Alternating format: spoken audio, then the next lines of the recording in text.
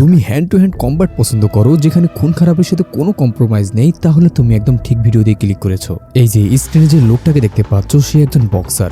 Jail থেকে বের হওয়া তার কাছে অসম্ভব হয়ে গিয়েছিল। কোর্ট কাছারি ঘুরে অনেক কষ্টে মুক্তি পায়, আর তখনই সে সিদ্ধান্ত নেয় এবার থেকে সবকিছু সে ছেড়ে দেবে।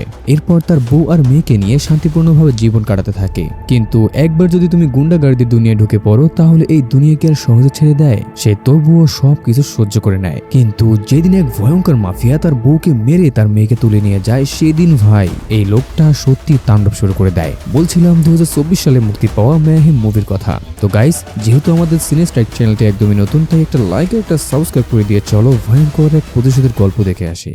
মুভির শুরুতেই আমরা ফ্রান্সের একটা জেল দেখতে পাই, আর সেখানেই আমাদের হিরো সমীর বন্দী হয়ে আছে। সে এখান থেকে বের হওয়ার জন্য অনেক লয়ার ধরে, কিন্তু কিছুতেই বের হতে পারছিল না। এভাবেই অনেকদিন কেটে যায়, কিন্তু তার ভালো আচরণের জন্য কিছুদিন আগেই তাকে ছেড়ে দেওয়া হয়। বের হওয়ার আগে তার লয়ার সমীরকে পরিষ্কারভাবে বলে দেয় যে সে বেল থেকে বেরিয়ে তাকে সৎ পথে চলতে হবে, কারণ সমীর আগে কার্টেলদের হয়ে ড্রাগস স্মাগলিং করত, আর সেই কাজের জন্যই তাকে এই লম্বা সময় জেল কাটতে হয়েছে।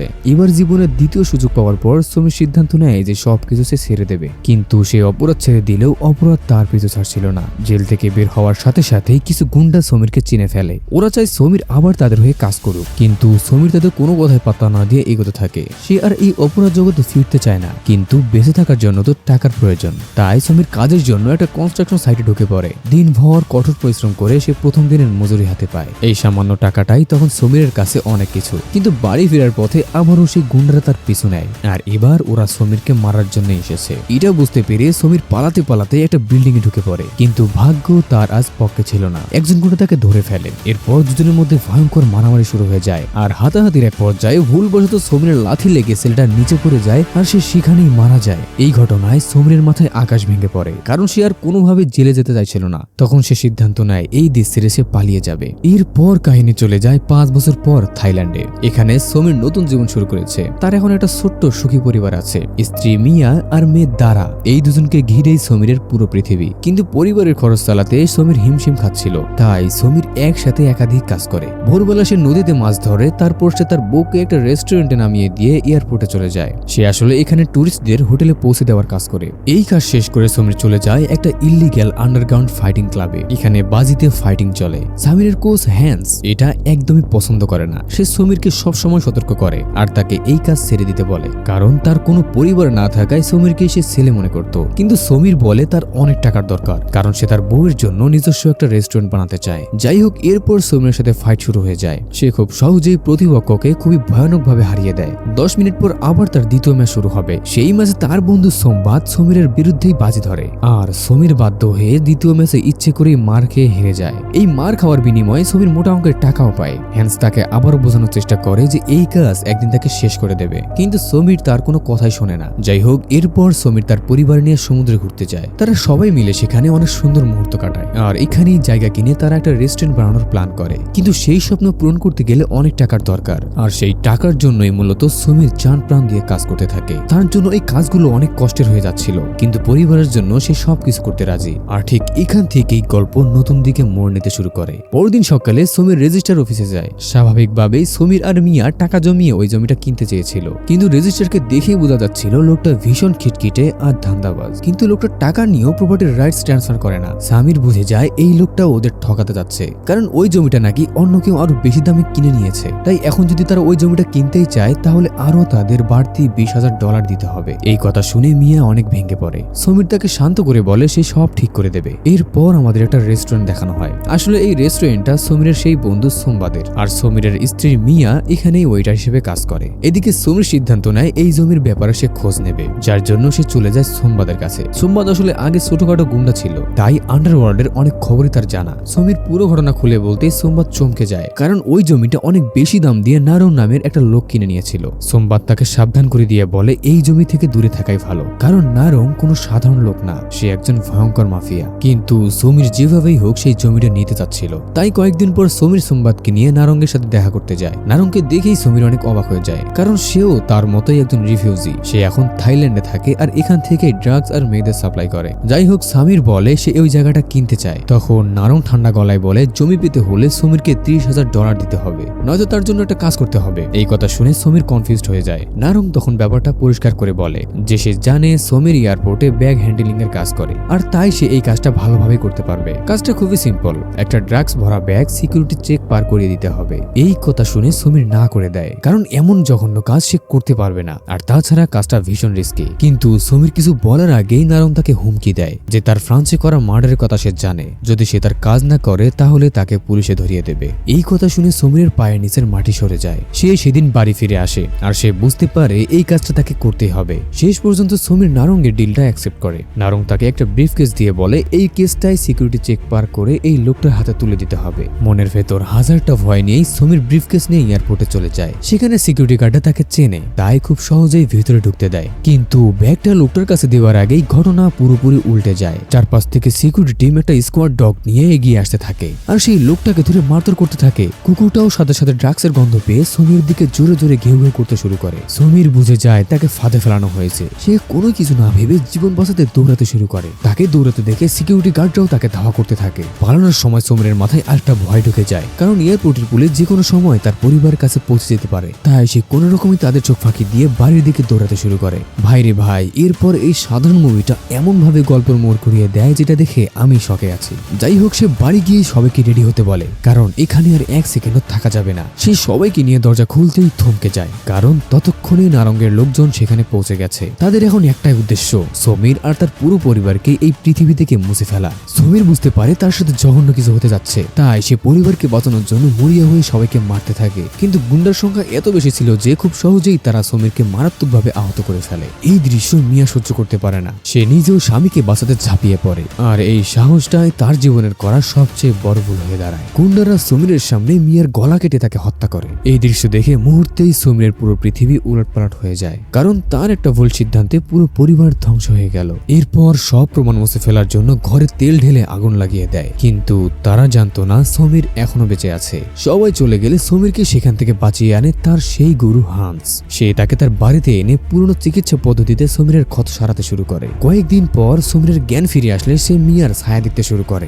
আর সে এই শোকে শোকে খাওয়া দাওয়া বন্ধ করে দেয়। হান্স তাকে বলে তার মেয়ে দারাকে বাঁচাতে হলেও তাকে খেয়ে বেঁচে থাকতে হবে। এই কথা শুনে সমীরের মাথায় যেন আকাশ ভেঙে পড়ে, কারণ সমীর ভেবেছিল তার মেয়ে মারা গেছে। আসলে সেই রাতে নাকি তারা দারাকে কিডন্যাপ করে নিয়ে গেছে। এরপর সমীর বেরিয়ে পড়ে দারাকে খুঁজতে। প্রথমে সে যায় তার বন্ধু সোমবাদের কাছে। সমীরকে জীবিত দেখে সোমবাদ অনেক খুশি হয়ে যায়। সোমবাদ তখন তাকে জানায় নারং আসলে ব্যাংকক থেকে পুরো অপারেশনটা চালায়, আর তাই তার কাছে পৌঁছানো প্রায় অসম্ভব। কিন্তু নারঙ্গের ডান হাত কাসিম সে এই থাইল্যান্ডেই থাকে। তবে তার পরামর্শ হচ্ছে সমীর যেন গায়েব হয়ে যায়, কারণ সবার চোখে সে এখন মৃত, আর যদি পুলিশ জানতে পারে সে এখনো বেঁচে আছে তাহলে তাকে আবারও জেলে যেতে হবে। এরপর সমীর চলে যায় সেই সমুদ্রের তীরে যেখানে মিয়া রেস্টুরেন্ট বানানোর স্বপ্ন দেখেছিল। এই সব স্মৃতি মনে পড়তেই সমীরের বুকের ভেতরে প্রতিশোধের আগুন দাউ দাউ করে জ্বলে ওঠে। এবার সে নেমে পড়ে এক ভয়ঙ্কর প্রতিশোধের নেশায়। কাসিমকে খুঁজে বের করতে সে পুরো শহরে চিরুনি তল্লাশি শুরু করে, আর এক পর্যায়ে সে জানতে পারে কাসিম কোথায় থাকে। সে লুকিয়ে লুকিয়ে সেখানে গিয়ে দেখে কাসিমের বাড়িতে আজ একটা বড় পার্টি হচ্ছে। অনেক সতর্কে সে বাড়ির ভিতরে ঢুকে পড়ে, আর একটা ঘরের ভিতরে তাকালে সে দেখতে পায় কয়েকজন গুন্ডা আর একটা মেয়ে। সে মেয়েকে দেখেই সমীরের মাথা গরম হয়ে যায়, কারণ এই মেয়েটাও মিয়াকে হত্যার সময় সেখানে ছিল।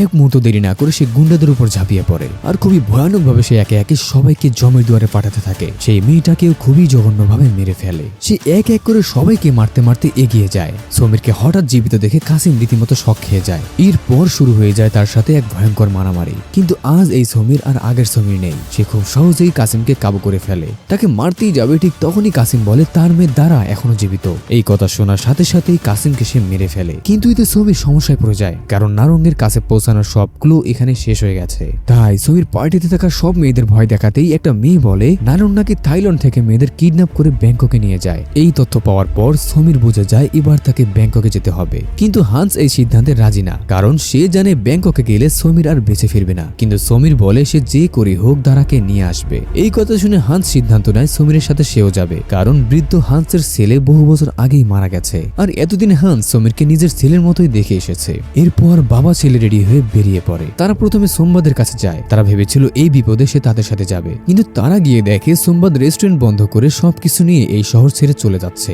তাই এবার সমীর আর হান্স একাই বেরিয়ে পড়ে ব্যাংককের উদ্দেশ্যে। ব্যাংককে পৌঁছেই সমীর একটা খারাপ ক্লাবে ঢুকে পড়ে, আর এক মহিলাকে নারঙ্গের ব্যাপারে জিজ্ঞেস করে। ভয় পেয়ে সেই মহিলা একটা ঠিকানা দিলে সেই তথ্য ধরে সমীর পৌঁছে যায় সেই ক্লাবে যেখানে নারং মেয়েদের সাপ্লাই দেয়। সেই ক্লাবের সব মেয়েদের ডেকে পাঠায়, কিন্তু তাদের মাঝে দাঁড়াকে না পেয়ে সমীর অনেক রেগে গিয়ে সেই মালকিনকে মারতে যায়, কিন্তু সেখানে আবারও শুরু হয়ে যায় এক ভয়ঙ্কর মারামারি। আজ সমীর অন্যরকম ছিল, একটার পর একটা গুন্ডাকে সে নির্মমভাবে মারতে থাকে। এসব দেখে সেই মহিলা প্রচন্ড ভয় পেয়ে যায় আর নিজের প্রাণ বাঁচাতে নারঙ্গের ঠিকানা দিয়ে দেয়। নারং আসলে সমুদ্র ধারে একটা ওয়ার হাউসে থাকে আর সেখান থেকেই এই পুরো কারবারটা সে চালায়। এরপর সমীর আর হান্স নৌকায় করে সেই ওয়ার হাউসটাতে চলে আসে। তারা সেখানে যেতেই গুন্ডারা তাদের ঘিরে ধরে, কিন্তু হান্স একাই সবগুলো গুন্ডার মোকাবিলা করতে সেই সেখানে থেকে যায়। আর এই সুযোগে সমীর ভিতরে ঢুকে পড়ে আর পুরো বিল্ডিং এ তার মেয়েকে খুঁজতে থাকে। সেখানে সে কিছু মেয়েকে দেখতে পায় যারা নাঙ্গের জন্য ড্রাগস প্যাক করছে। তাদের মাঝেও সে দারাকে খুঁজে পায় না। একজন মেয়ের কাছ থেকে সে জানতে পারে নারং আর তার লোকজন উপরতলায় আছে। সমীর আগে সেখানে থাকা সব গুন্ডাকে খুবই মারাত্মকভাবে মেরে ফেলে আর সে মেয়েগুলোকে মুক্ত করে সেখান থেকে পালাতে বলে। সবাইকে শেষ করে সে এগিয়ে যেতেই অনেকগুলো গুন্ডা আবারও তার রাস্তা আটকে দেয়। এক মুহূর্ত দেরি না করে সে গুন্ডাদের উপর ঝাঁপিয়ে পড়ে আর খুবই ভয়ানকভাবে সে একে একে সবাইকে জমের দুয়ারে পাঠাতে থাকে। এই সময় হান্সও সেখানে পৌঁছে ইশারায় সমীরকে সেখান থেকে যেতে বলে। সমীর তাড়াতাড়ি একটা লিফটে উঠে পড়ে, কিন্তু লিফটের ভিতরে ছিল নারঙ্গের সবচেয়ে ভয়ঙ্কর লোকগুলো। মুহূর্তেই সমীরের চোখ লাল হয়ে যায়, কারণ এদের মধ্যেই তার স্ত্রীর খুনি ছিল। এরপর যা হয় সেটা আর মারামারি না, মুহূর্তের মধ্যেই লিফটটা নরকে পরিণত হয়ে যায়। সমীর যাকে সামনে পাচ্ছিল তাকেই ভয়ানকভাবে শেষ করে দিচ্ছিল। প্রতিশোধের আগুনে সমীর আজ নিজের মানবিকতা হারিয়ে ফেলেছে। ভাইরে ভাই, সে খুবই জঘন্যভাবে সবাইকে মেরে ফেলতে থাকে। এই মুভির সব থেকে অস্থির ফাইটগুলো ছিল এখানেই, ইউটিউব কমিউনিটির জন্য, যেগুলো তোমাদের দেখাতে পারছি না। যাই হোক, সবাইকে শেষ করে দিতে দিতে সমীরের হাত ভেঙে হাড় বেরিয়ে গিয়েছিল। শরীরে আর কোনো শক্তি অবশিষ্ট ছিল না, তবুও সে হাল ছাড়ে না। ভাঙ্গা শরীর নিয়ে সে ধীরে ধীরে নারঙ্গের দিকে এগোতে থাকে। এই পুরো দৃশ্যগুলো আবার নারং সিসি ক্যামেরায় দেখে ফেলেছিল। সমীরের অবস্থা দেখে সে ঠাট্টা করে বলে, আমি শুরু থেকেই তোকে মারতে চেয়েছিলাম। এই কথা শুনে সমীর অবাক হয়ে যায়। তখন নারং সবকিছু খুলে বলে যে ফ্রান্স সে যাকে মেরে পালিয়েছিল সে ছিল নারঙ্গের আপন ছোট ভাই। 5 বছর ধরে সে সমীরকে খুঁজছিল, কিন্তু সমীরের সবচেয়ে কাছের বন্ধু সোম্বা তাকে তার অ্যাড্রেস দিয়েছিল। এখানেই শেষ না, ধারা তার কাছে নয় বরং সোম্বাদের কাছেই আছে। এই কথাগুলো শুনেই সমীরের মাথা কাজ করা বন্ধ করে দেয়। প্রাণ যখন বেরিয়েই যাবে ঠিক তখনই সমীরের চোখে সেই দুর্বিষহ স্মৃতিগুলো ভেসে ওঠে আর শেষ শক্তিটুকু দিয়ে সে নারঙ্গের গলায় তার হাতের সেই ভাঙা হাড়টি ঢুকিয়ে দেয়। ফলে নারং সেখানেই মারা যায়। প্রতিশোধ নিয়ে বাইরে আসতে সমীর দেখে তার বাবা হান্স আর বেঁচে নেই। গুরুতর আঘাতে তার সেখানে মৃত্যু হয়েছে। আরো একজন প্রিয় মানুষকে হারানোর কষ্ট তার চোখে মুখে ফুটে ওঠে। এরপর সমীর থাইল্যান্ডে ফিরে আসে আর খুঁজতে খুঁজতে সে পৌঁছে যায় সোমবাদের নতুন রেস্টুরেন্টে। ভিতরে ঢুকেই সে সোমবাদকে গান পয়েন্টে নিয়ে বলে সে কেন এমন করেছিল তার সাথে। সোমবাদ তখন জানায় সে মিয়াকে মারতে চায়নি, সে শুধু তাকেই মারতে চেয়েছিল, কারণ ছোটবেলা থেকে সে নাকি মিয়াকে ভালোবাসতো, কিন্তু মিয়া তাকে বাদ দিয়ে সমীরকে বেছে নিয়েছিল, যেটা সে কোনোভাবে মেনে নিতে পারেনি। কথা শেষ না হতেই হঠাৎ দাঁড়ার কণ্ঠ শুনে সমীর মেয়ের দিকে দৌড়ে যায় আর অবশেষে সমীর তার হারানো মেয়েকে ফিরে পায়। ঠিক তখনই পিছন থেকে একটা গুলি শব্দ ভেসে আসে। আমরা বুঝতে পারি নিজের অপরাধ বোধে সম্পদ আত্মহত্যা করেছে। সমীর কোনো দিকে না তাকিয়ে সে চুপচাপ দাঁড়াকে নিয়ে সেখান থেকে চলে যায়। আর এই সুন্দর দৃশ্যের মধ্য দিয়ে এই শ্বাসরুদ্ধকর মুভিটি শেষ হয়। তো গাইস, এই ছিল আমাদের আজকের ভিডিও কেমন লাগলো তা অবশ্যই কমেন্ট করে জানাবে। আর নতুন হয়ে থাকলে একটা লাইক আর একটা সাবস্ক্রাইব অবশ্যই করে দিও। তো দেখা হচ্ছে সেখানেই, ততক্ষণ পর্যন্ত ভালো থেকো, সুস্থ থেকো।